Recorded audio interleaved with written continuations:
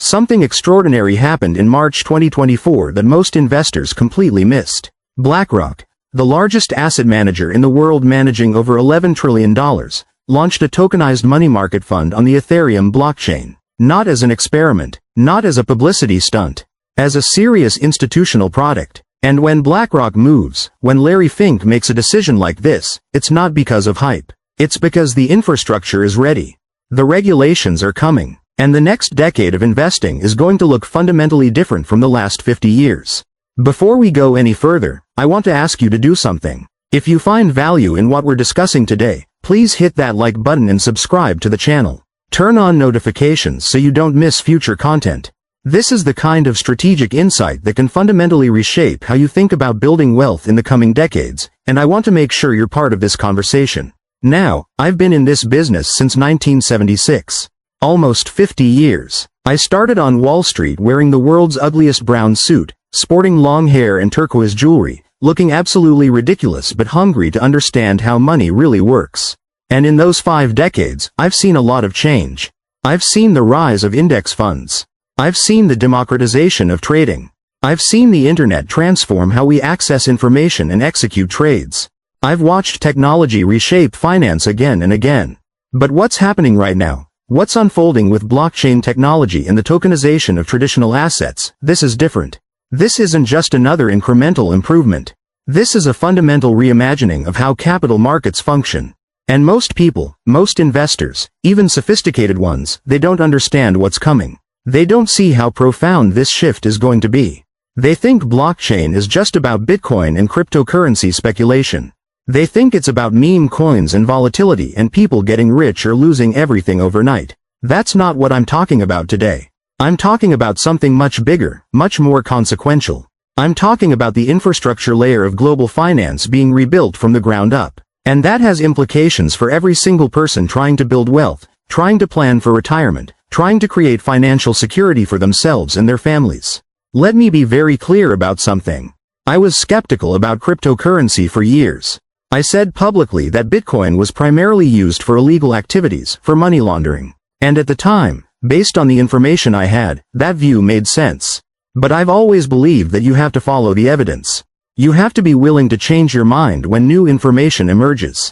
And as I studied blockchain technology more deeply, as I saw how institutional players were beginning to engage with it, as I understood the underlying infrastructure and what it could enable, I realized this isn't about speculation. This is about a new technological paradigm that's going to reshape how we transfer value, how we prove ownership, how we reduce friction and cost in financial markets. At BlackRock, we don't make moves lightly.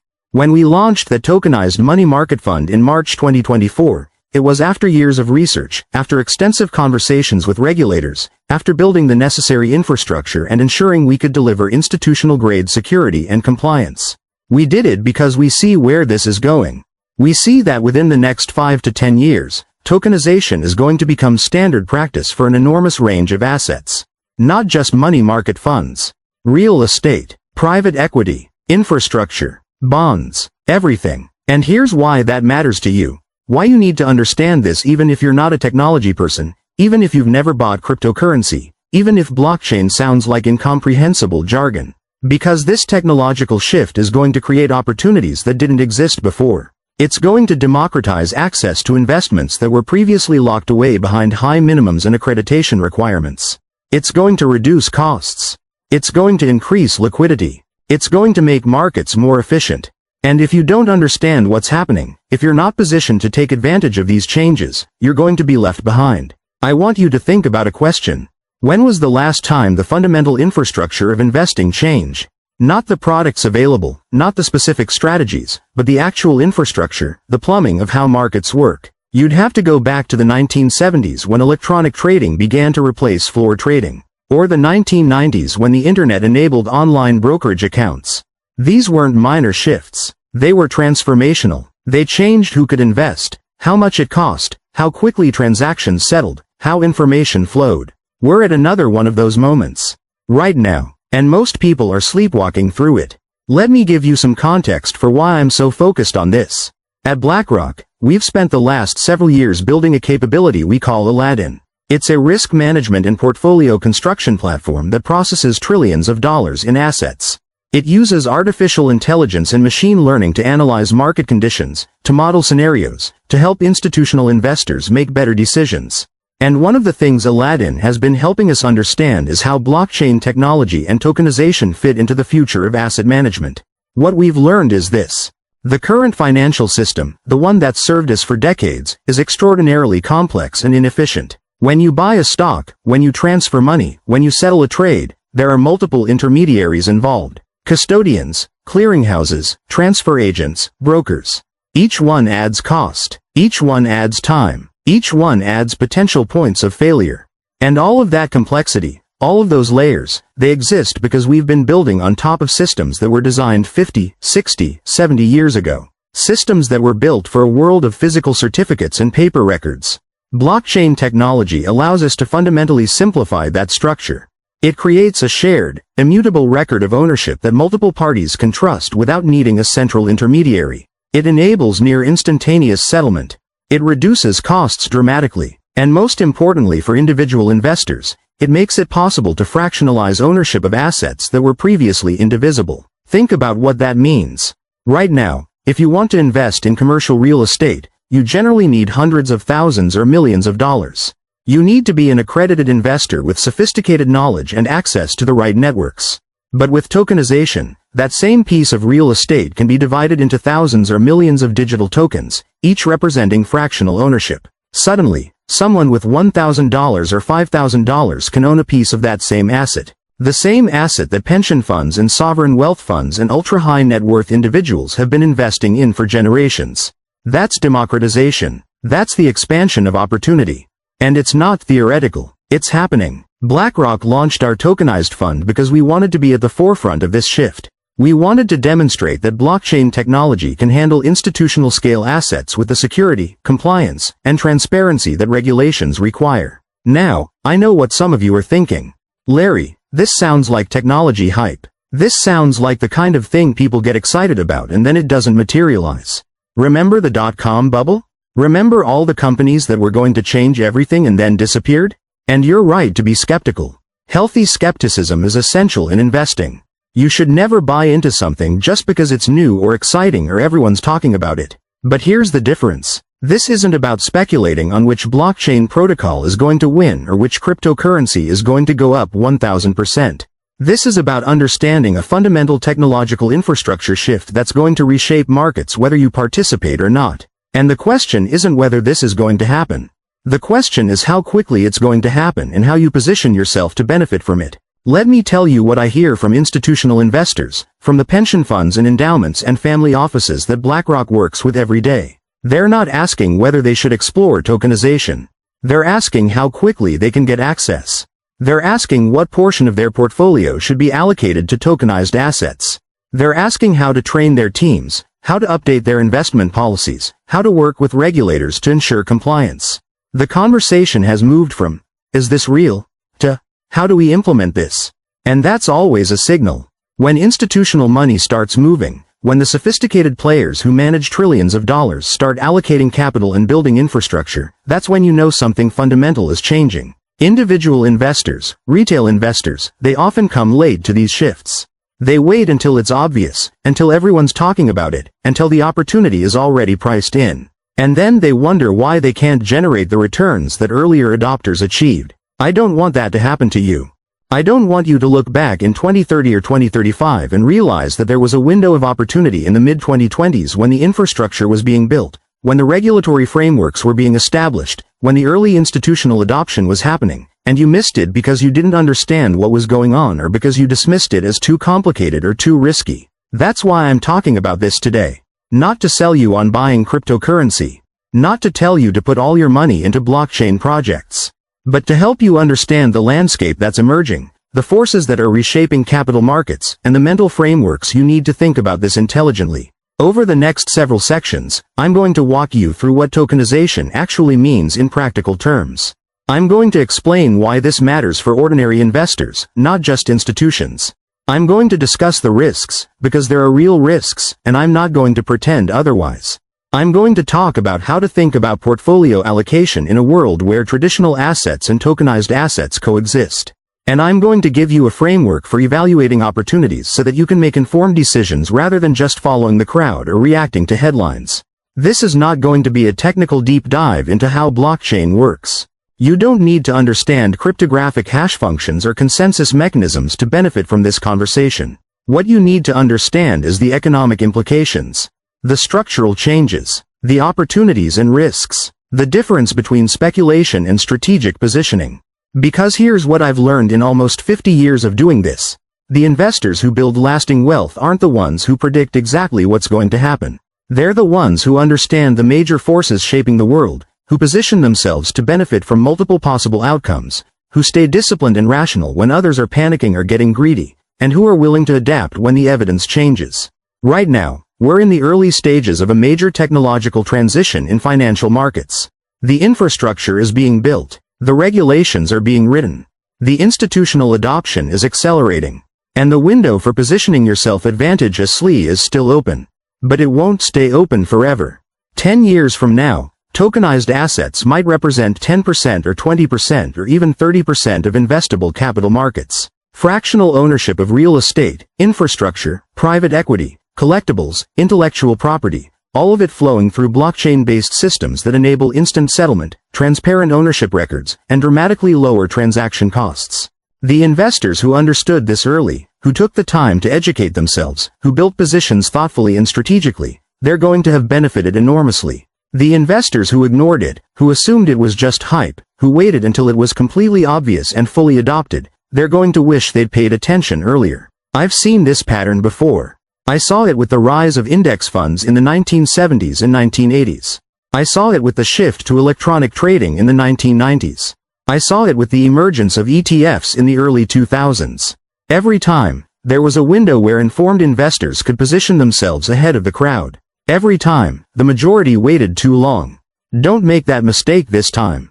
Don't let complexity or uncertainty or skepticism prevent you from understanding what's happening. You don't need to become a blockchain expert. You don't need to buy cryptocurrency. You just need to understand the strategic implications and think about how this fits into your long-term wealth building plan. That's what we're going to explore together. Not hype, not speculation, just clear-eyed analysis of a major technological and economic shift that's going to reshape how we invest, how we build wealth, and how we plan for financial security over the next several decades. I'm going to share with you what BlackRock is seeing as we work with institutional clients around the world. I'm going to share the conversations I'm having with regulators, with technology companies, with other asset managers. I'm going to share the research we've done and the conclusions we've reached about where this is going and what it means for investors at every level. And I'm going to be honest with you about the risks and limitations. Because this isn't a sure thing. Technology transitions never are. There will be failures. There will be fraud. There will be regulatory setbacks. There will be technical challenges. Not every tokenized asset will succeed. Not every blockchain platform will survive. And anyone who tells you otherwise is either ignorant or dishonest. But that doesn't mean you should ignore this. It means you should approach it intelligently, strategically, with the same disciplined framework you apply to any other investment decision. Understand the opportunity. Understand the risks. Allocate appropriately. Stay informed. Adjust as new information emerges. That's what successful investing has always required. And it's what this moment requires as well. So let's begin. Let's talk about what's really happening with tokenization, why it matters, and how you should be thinking about it as someone who wants to build lasting wealth in a world that's changing faster than most people realize. The future of investing is being built right now. And you have a choice. You can be part of shaping it and benefiting from it, or you can watch from the sidelines and wonder what happened. I know which choice I'd make. And I know which choice the institutional investors who manage trillions of dollars are making. They're leaning in. They're learning. They're positioning themselves. And so should you. All right. Let's talk about what tokenization actually means and why it represents such a fundamental shift in how capital markets work. Because I think there's a lot of confusion about this. A lot of people using the term without really understanding the mechanics or the implications. When we talk about tokenization, we're talking about representing ownership of a real-world asset through a digital token on a blockchain. That sounds abstract, so let me make it concrete. Think about your house. Right now, you prove you own your house through a deed, a legal document that's recorded with your local government. When you sell your house, you transfer that deed to the new owner, and that transfer gets recorded. The whole process takes weeks, involves lawyers and title companies and banks, costs thousands of dollars in fees, and requires trust in multiple intermediaries to ensure the transfer is legitimate and properly recorded. Now imagine instead that your ownership of that house is represented by a digital token on a blockchain. The blockchain is a distributed ledger, a record of ownership that exists across thousands of computers simultaneously, making it nearly impossible to forge or manipulate. When you want to sell your house, you transfer that token to the buyer. The transfer is recorded instantly on the blockchain. Settlement happens in minutes, not weeks. The costs are a fraction of what they are today because you've eliminated most of the intermediaries. And everyone can verify the authenticity of the ownership record because it's transparent and immutable. That's tokenization, and it applies to far more than just real estate. Stocks, bonds, commodities, artwork, intellectual property, private equity stakes, infrastructure investments, virtually any asset that has value can be tokenized. And when you tokenize something, you unlock capabilities that weren't possible before. First, fractionalization. In the traditional system, many assets are indivisible. You can't buy 1/10 of a Picasso painting or 1/100th of a commercial office building. But with tokenization, you can divide an asset into as many tokens as you want. Suddenly, assets that were only accessible to the ultra-wealthy become available to ordinary investors. This is what I mean by democratization. This is how we expand the pool of people who can participate in wealth creation. Second, liquidity. Right now, if you invest in private equity or real estate or other alternative assets, your money is typically locked up for years. There's no secondary market where you can easily sell your position if you need liquidity. But tokenized assets can potentially be traded 24/7 on digital exchanges, creating liquidity where none existed before. Now, this isn't automatic. Regulations and market structure matter enormously, but the technological capability is there in a way it never was with traditional systems. Third, efficiency. When you eliminate intermediaries and automate processes through smart contracts, code that executes automatically when certain conditions are met, you dramatically reduce costs and settlement times. Instead of waiting days for a stock trade to settle, it happens instantly. Instead of paying multiple layers of fees to custodians and clearinghouses, you pay a small fraction of that. Those savings compound over time into significant wealth preservation. Fourth, transparency and security. Blockchain creates an immutable record of every transaction. You can verify ownership without trusting a central authority. You can audit the entire history of an asset. And while blockchain isn't unhackable, nothing is. The distributed nature of the technology makes it significantly more secure than centralized databases that represent single points of failure. Now, I want to be very clear about something. These are potential benefits. They're not guaranteed. The technology enables these capabilities, but whether they materialize depends on how the infrastructure develops, how regulations evolve, how market participants behave, and how various technical challenges get solved. I'm not promising you a utopia. I'm describing a direction, a trajectory that the financial system is moving toward. At BlackRock, when we decided to tokenize a money market fund, we spent years working through the practical challenges. How do we ensure compliance with securities regulations? How do we handle know your customer and anti-money laundering requirements? How do we custody the assets securely? How do we integrate with existing financial infrastructure? How do we provide institutional-grade security? These aren't trivial questions. They required building entirely new systems and processes. But we solved them. And the fact that we solved them, that we were able to launch a regulated, compliant, institutional quality product on a public blockchain, that's a proof point. It demonstrates that this technology has matured to the point where it can handle real-world, large-scale financial operations. We're not talking about experiments anymore. We're talking about production systems managing billions of dollars. Let me give you some context about why this matters from a macro perspective. The global financial system is facing enormous challenges. We have aging populations in developed countries, which means massive retirement obligations that existing systems aren't adequately funded to meet. We have growing wealth inequality, where the gap between those who own assets and those who don't is widening. We have inefficient markets, particularly in alternatives and private assets, where high minimums and illiquidity lock out the majority of investors. And we have a complex, expensive infrastructure that adds enormous costs to every transaction. Tokenization doesn't solve all of these problems, but it has the potential to help with several of them. If we can make alternative assets accessible to ordinary investors through fractionalization, we expand the opportunity set beyond just public stocks and bonds. If we can create liquidity in previously illiquid markets, we make it easier for people to access their capital when they need it. If we can reduce costs through disintermediation, we help investors keep more of their returns. And if we can make ownership records more transparent and secure, we reduce fraud and increase trust in the system. These are not small things. These are structural improvements that could reshape how hundreds of millions of people build and preserve wealth. Now, let me address the elephant in the room. When most people hear about blockchain, they think about cryptocurrency volatility. They think about Bitcoin going from $60,000 to $20,000 and back up again. They think about scams and hacks and people losing their life savings. And those concerns are legitimate. The cryptocurrency space has been plagued by speculation, fraud, poor security practices, and regulatory uncertainty. A lot of people have been hurt. But here's what you need to understand. Cryptocurrency speculation and blockchain infrastructure are not the same thing. Bitcoin is one application of blockchain technology, and it's primarily being used as a speculative asset and, increasingly, as a store of value similar to digital gold. But blockchain as a technology has far broader applications.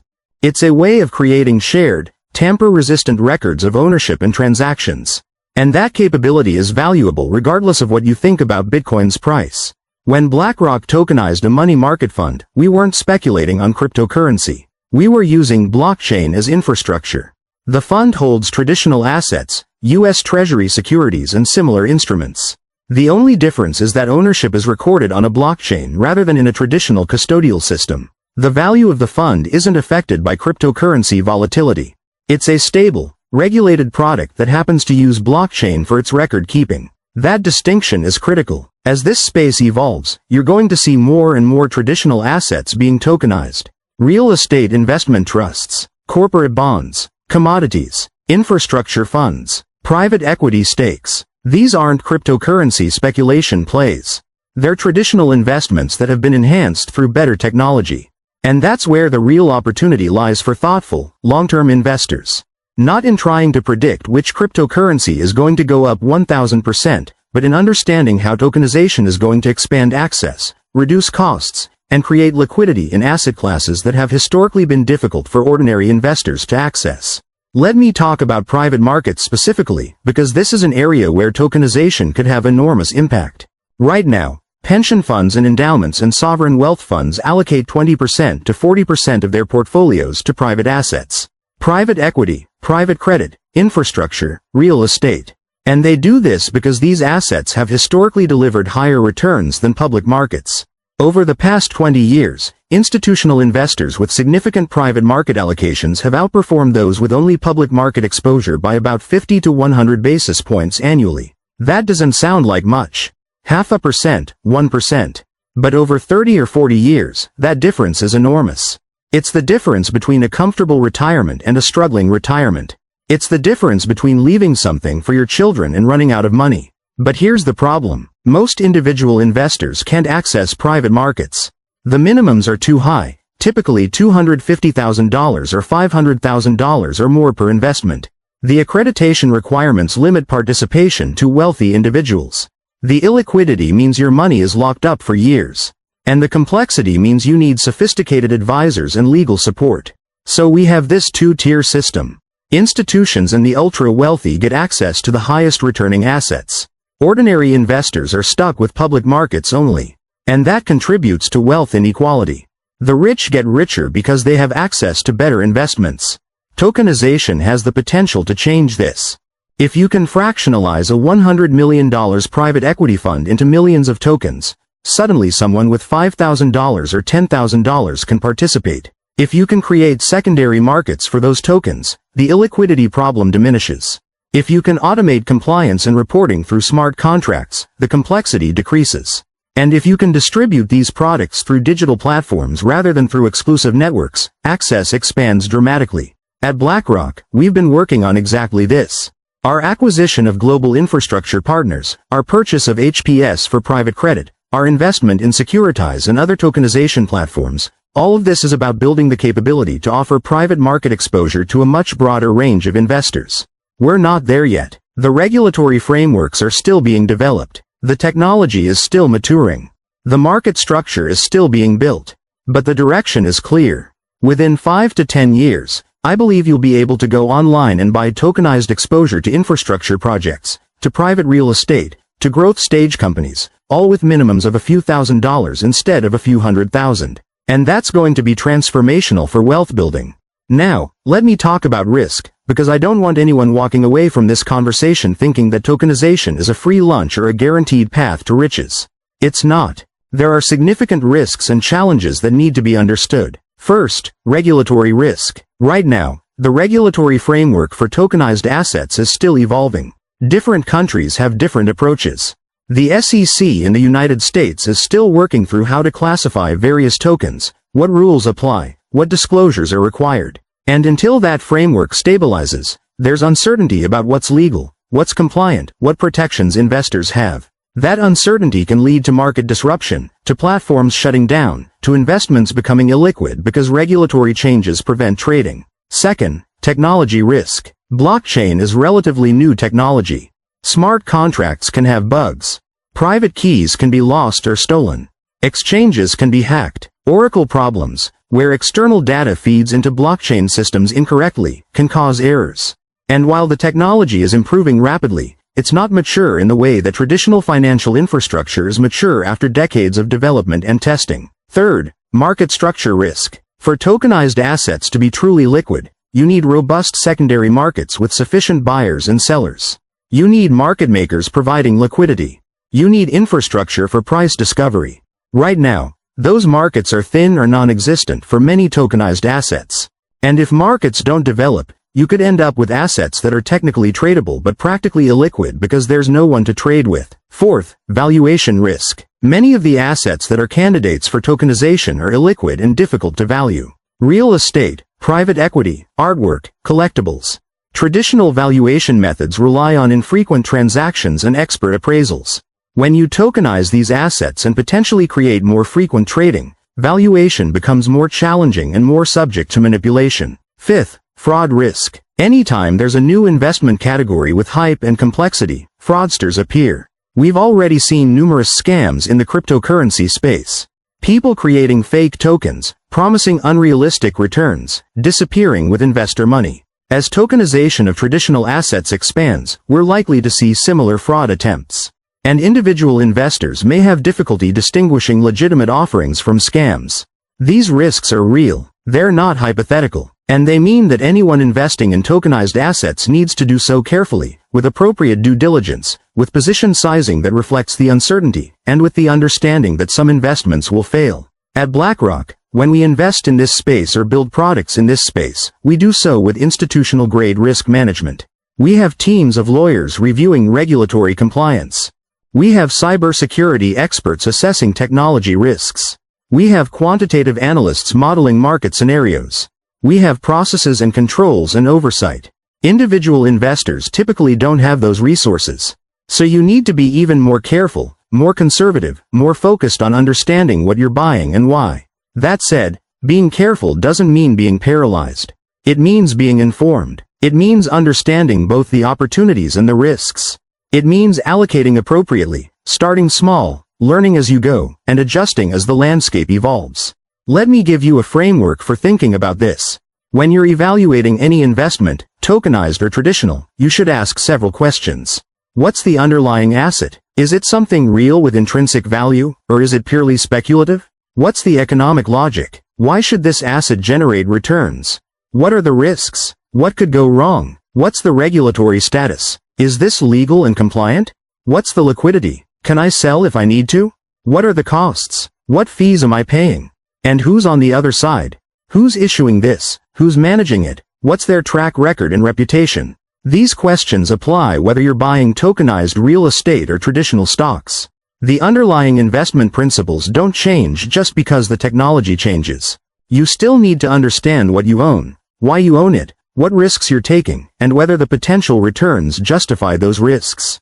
At BlackRock, we're approaching tokenization as a long-term infrastructure build, not as a short-term trading opportunity. We're investing in the platforms, the technology, the talent, the regulatory relationships that will allow us to offer tokenized products at scale. We're doing this because we believe that 10 years from now, tokenization will be standard practice and the firms that built the capability early will be the ones serving clients effectively. That's the mindset I'd encourage for individual investors as well. This isn't about trying to get rich quick by jumping on the latest trend. It's about understanding a structural shift in financial markets and positioning yourself to benefit from it over time. Start by educating yourself. Understand what blockchain is and isn't. Understand what tokenization enables. Follow the institutional adoption. Watch which major financial firms are building in this space. Pay attention to regulatory developments. And when you do start investing, start small. Allocate a portion of your portfolio that you can afford to lose or have tied up. Learn from that experience. Adjust your approach as you learn more. This is how you navigate technological transitions successfully. Not by going all in based on hype, and not by ignoring it completely, but by engaging thoughtfully, strategically, with appropriate caution and appropriate ambition. The tokenization of assets is happening. The infrastructure is being built. The regulations are being written. The institutional adoption is accelerating. And the opportunities for informed investors are real. But so are the risks. And success is going to require the same qualities that have always driven investment success. Discipline, patience, continuous learning, and the ability to separate signal from noise. That's what I want you to take from this section. Not that you should rush out and buy tokenized assets, but that you should understand what's happening, why it matters, and how to think about it strategically as part of your long-term wealth building plan.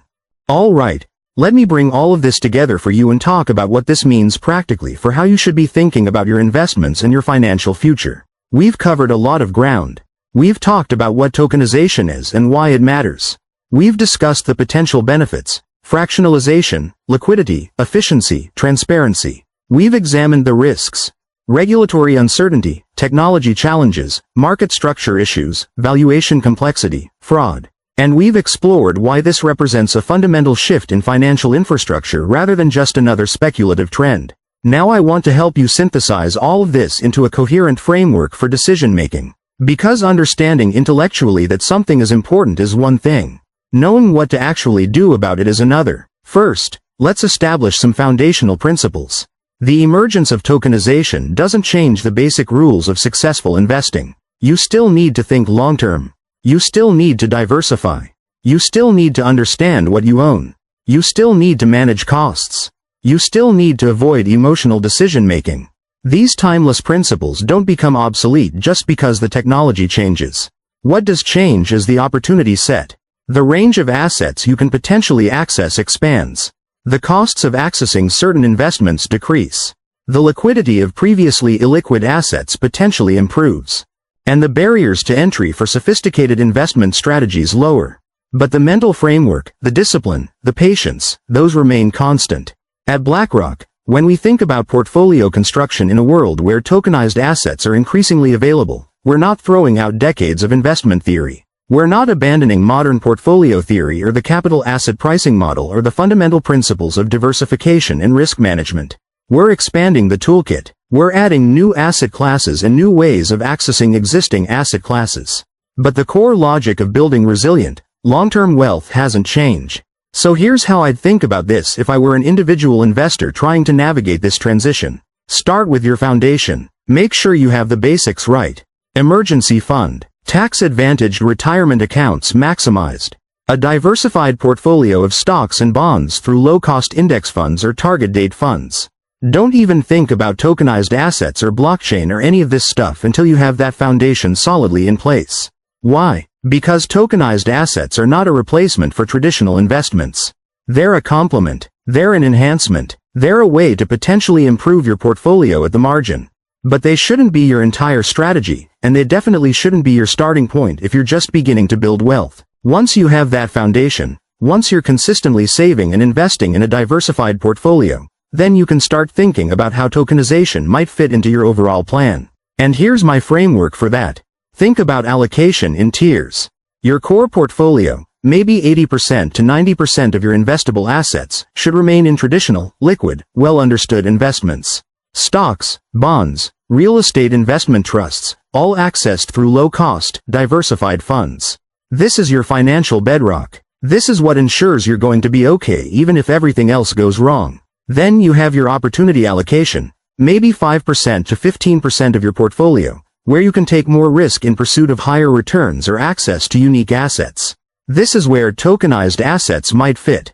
This is where you can experiment with fractional ownership of alternative investments, with new financial products, with emerging opportunities that weren't available before. And finally, you have your learning allocation, maybe 1% to 5% of your portfolio, where you're explicitly investing to educate yourself. You're buying small positions in tokenized assets not because you expect them to be your best investments, but because you want to understand how they work, how they trade, what the experience is like. You're paying tuition, essentially, to develop knowledge and expertise that will serve you over the next decade as this space matures. This tiered approach accomplishes several things. It ensures you have stability and safety in your core portfolio. It gives you exposure to potential upside in your opportunity allocation. It allows you to learn and adapt through your education allocation. And it prevents you from taking excessive risk or betting your financial future on something that's still emerging and uncertain. Now, within that opportunity allocation, how should you think about specific tokenized investments? Here's my framework. Prioritize tokenized versions of assets you already understand. If you know how real estate works, tokenized real estate might make sense. If you understand private equity, tokenized private equity funds might be appropriate. Don't use tokenization as an excuse to invest in asset classes you don't understand. The technology doesn't eliminate the need for fundamental investment knowledge. Look for institutional-grade offerings. When BlackRock or Fidelity or other major, regulated financial institutions offer tokenized products, that's different from some startup you've never heard of launching a token on a platform with no regulatory oversight. Established institutions have reputations to protect. They have compliance departments. They have risk management processes. They're not immune to failure, but the probability of fraud or gross negligence is much lower. Understand the regulatory status. Make sure whatever you're investing in is compliant with securities laws in your jurisdiction. If it's not clear whether something is legal, that's a red flag. Wait for clarity. The opportunity set is going to expand over time, and there's no need to take regulatory risk in the early days. Assess liquidity realistically. Just because something is tokenized doesn't mean it's liquid. Look at actual trading volumes. Look at bid-ask spreads. Look at how quickly you could sell if you needed to. Don't assume liquidity that doesn't exist. Evaluate costs carefully. Tokenization should reduce costs, but some platforms charge high fees. Understand what you're paying for custody, for transactions, for management. Compare those costs to traditional alternatives. If tokenization isn't actually cheaper or meaningfully better in some other dimension, what's the point? Start small and scale gradually. Don't take a large position in tokenized assets until you've had experience with smaller positions. Learn how the platforms work. Learn how the tax reporting works. Learn how the custody works. Build confidence through experience before committing significant capital. And maintain healthy skepticism. If something sounds too good to be true, it probably is. If promised returns seem unrealistic, they probably are. If the investment is complex and hard to understand, that's a warning sign. Simplicity and transparency are virtues in investing, and they don't change just because you're dealing with blockchain technology. Let me talk about time horizon, because I think this is crucial. The tokenization opportunity is going to unfold over years and decades, not months. The infrastructure is being built right now. The regulations are being written. The market structure is being developed. And these things take time. They always do. If you're thinking about this as a way to get rich quickly, you're thinking about it wrong. If you're hoping to buy tokenized assets today and flip them for a quick profit, you're speculating, not investing. And speculation is a great way to lose money. But if you're thinking about this as a multi-decade opportunity to access assets that were previously inaccessible, to reduce costs in your portfolio, to improve diversification, to benefit from technological infrastructure improvements, then you're thinking about it correctly. And with that time horizon, you don't need to rush. You can be patient. You can wait for the right opportunities. You can learn and adjust as the landscape evolves. At BlackRock, we're thinking about this as a 10-year, 20-year, 30-year build. We're not trying to maximize short-term profits from tokenization. We're trying to position ourselves as leaders in the financial infrastructure of the future. And that requires patience, persistence, continuous investment in technology and talent and relationships, and a willingness to iterate and improve over time. That same mindset should guide individual investors. This isn't a sprint, it's a marathon. And in marathons, pacing matters. Starting too fast leads to exhaustion. But starting too slow, or not starting at all, means you never finish the race. So start. Begin educating yourself. Follow the institutional adoption. Read about regulatory developments. Understand the technology at a high level. You don't need to be a computer scientist, but you should understand the basic concepts. Watch which assets are being tokenized. Pay attention to what major financial institutions are doing. And when you see legitimate, regulated opportunities that fit your investment criteria, consider allocating a small portion of your portfolio. Then monitor your positions. See how they perform. See how the platforms work. Learn from the experience. And adjust. Maybe you increase your allocation as you gain confidence and as the market matures. Maybe you realize it's not for you and you stick with traditional investments. Either way, you'll be making an informed decision rather than just reacting to hype or fear. Let me address something else that's important. The relationship between tokenization and traditional finance is not winner takes all. This isn't a situation where blockchain either replaces everything or fails completely. The reality is going to be much more nuanced. We're going to have hybrid systems where some assets are tokenized and some remain traditional, where some transactions settle on blockchain and some go through traditional clearinghouses, where some custody is handled through digital wallets and some through traditional custodians. And that's fine. That's actually healthy, because it means you can benefit from the advantages of tokenization while still having access to the stability and familiarity of traditional finance. You don't have to make a binary choice. You can participate in both systems, allocating to each based on where the best opportunities exist and where your comfort level lies. At BlackRock, we're building for that hybrid future. We're not abandoning traditional finance. We're enhancing it with new technology. We're making our existing products better by incorporating blockchain where it adds value. And we're creating new products that are only possible because of tokenization. That's the pragmatic approach. That's how real transformation happens, gradually, through integration, not through wholesale replacement. I also want to talk about what this means for different age groups and different life stages, because the appropriate approach varies. If you're young, if you're in your 20s or 30s with decades until retirement, you have time to learn and adapt. You can afford to take more risk with a portion of your portfolio. You can experiment with tokenized assets, learn from your mistakes, and adjust your approach as the space matures. You should absolutely be paying attention to this because it's going to shape the investment landscape for your entire working life. If you're in your 40s or 50s, you still have time to benefit from this transition, but you need to be more selective. You have less time to recover from mistakes.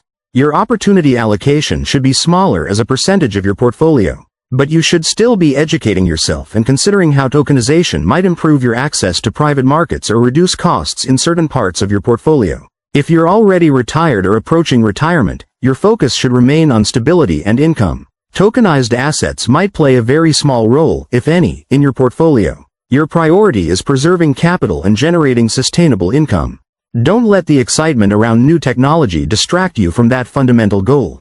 But do stay informed, because tokenization might create better ways to generate income or access liquidity from alternative investments. The key is matching your approach to your situation. Don't let FOMO, fear of missing out, drive you to take risks that aren't appropriate for your age, your knowledge level, or your financial circumstances. There's going to be opportunity in this space for decades. You don't need to rush. Now, let me talk about what I think the world looks like 5 years from now, 10 years from now, if this trajectory continues. 5 years from now, in 2030, I believe we'll see mainstream adoption of tokenized money market funds and stablecoins for payments and settlements. Major financial institutions will offer tokenized versions of many traditional products. Regulations will be clearer in most developed countries.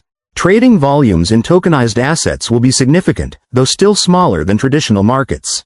And individual investors will have routine access to fractional ownership of real estate, infrastructure, and some private equity through regulated platforms. 10 years from now, in 2035, I believe tokenization will be standard practice for many asset classes.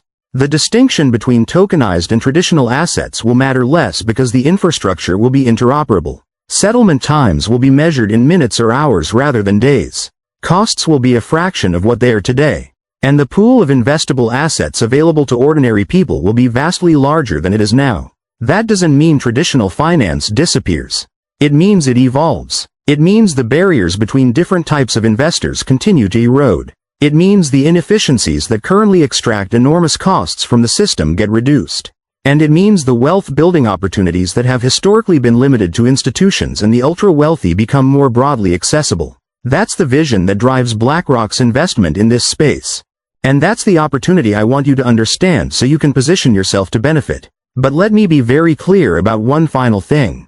None of this is guaranteed. Technology doesn't always develop the way we expect. Regulations can be more restrictive than anticipated. Market structure can evolve differently. Unforeseen challenges can emerge, and some of the specific platforms and products that exist today won't survive. That's why discipline matters. That's why diversification matters. That's why staying informed and adapting matters. That's why you allocate appropriately rather than betting everything on a single outcome. The principles of successful long-term investing remain unchanged. Think in decades, not days. Own assets that have intrinsic value and generate returns. Diversify across asset classes and geographies. Minimize costs. Avoid emotional decision-making. Stay humble and keep learning. Tokenization doesn't replace those principles. It enhances them. It expands your opportunity set. It potentially improves your access and reduces your costs. But it doesn't guarantee success. That still requires discipline, patience, continuous learning, and sound judgment. So here's my challenge to you. Take what you've learned from this conversation and act on it. Not by rushing to buy tokenized assets, but by committing to educate yourself, to follow this space as it develops, to understand the opportunities and risks, and to position yourself thoughtfully for a future where tokenization is part of the investment landscape. Read about blockchain technology until you understand the basics. Follow announcements from major financial institutions about tokenized products. Pay attention to regulatory developments. And when appropriate opportunities emerge, opportunities that are legitimate, regulated, and fit your investment criteria, consider allocating a small portion of your portfolio. Start that education allocation I talked about. Maybe it's 2% of your portfolio.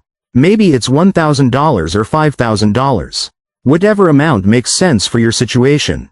Use that to learn. Buy small positions in tokenized assets through reputable platforms. Experience how they work. See how they trade. Understand the tax implications. Build knowledge through direct experience, not just reading. And then expand gradually as you gain confidence and as the market matures. Maybe over the next 5 years, that 2% becomes 5% or 10% as you find attractive opportunities and as your understanding deepens. Or maybe you decide it's not for you and you stick with traditional investments. Either way, you'll be making an informed choice. The worst thing you can do is ignore this completely and then wake up in 2030 or 2035 and realize the investment landscape has changed fundamentally and you're unprepared. The second worst thing you can do is rush in without understanding, allocate too much too soon, and get burned by fraud or by taking risks you don't understand. The right path is the middle path. Engage thoughtfully. Start small. Learn continuously. Stay disciplined. Adjust as circumstances warrant. That's what we're doing at BlackRock. That's what institutional investors around the world are doing. And that's what I'd encourage you to do as well. The tokenization of assets represents a once-in-a-generation opportunity to benefit from a fundamental infrastructure upgrade in financial markets. The technology is ready. The regulations are coming. The institutional adoption is accelerating. And the window for positioning yourself advantageously is open. But that window won't stay open forever. And the benefits will accrue primarily to those who understood early, who educated themselves, who positioned themselves thoughtfully, and who maintained discipline throughout the transition. I've spent almost 50 years in this business. I've seen technology transform finance multiple times. I've seen index funds revolutionize investing in the 70s and 80s. I've seen electronic trading reshape markets in the 90s. I've seen ETFs democratize access in the 2000s. And every time, the investors who understood the shift early, who positioned themselves appropriately, who stayed disciplined and patient, those investors benefited enormously. This is one of those moments. This is one of those generational shifts. And you have a choice. You can be part of it, or you can watch from the sidelines. I know which choice I'm making. I know which choice BlackRock is making. We're leaning in. We're investing billions of dollars in this infrastructure. We're building the products and platforms that will define the future of asset management. We're doing this because we believe deeply that this is where the industry is going. And I'm sharing this with you not to sell you a product. BlackRock isn't offering tokenized products directly to retail investors yet, but because I believe you deserve to understand what's happening. You deserve to see what institutional investors see. You deserve the opportunity to position yourself for a future that's going to look very different from the past. The next decade of investing is going to be defined by tokenization, by blockchain infrastructure, by the democratization of access to alternative assets, by the reduction of costs through disintermediation, by the increase in liquidity through continuous markets, and by the expansion of opportunity through fractionalization. Those aren't predictions. Those are probabilities based on the trajectory we're already on, based on the investments being made, based on the institutional adoption we're seeing, based on the regulatory progress being achieved. And if those probabilities play out the way I believe they will, the investors who understood this early, who positioned themselves thoughtfully, who maintained discipline and patience, they're going to look back in 2035 and be very glad they paid attention in 2025. So pay attention, educate yourself, think strategically, act deliberately, and position yourself to benefit from one of the most significant transformations in financial market infrastructure in the past half-century. The future of investing is being built right now. And you get to decide whether you're part of building it and benefiting from it, or whether you're watching it happen to you. Make the right choice. Start learning. Start positioning. Start preparing. Your future self will thank you.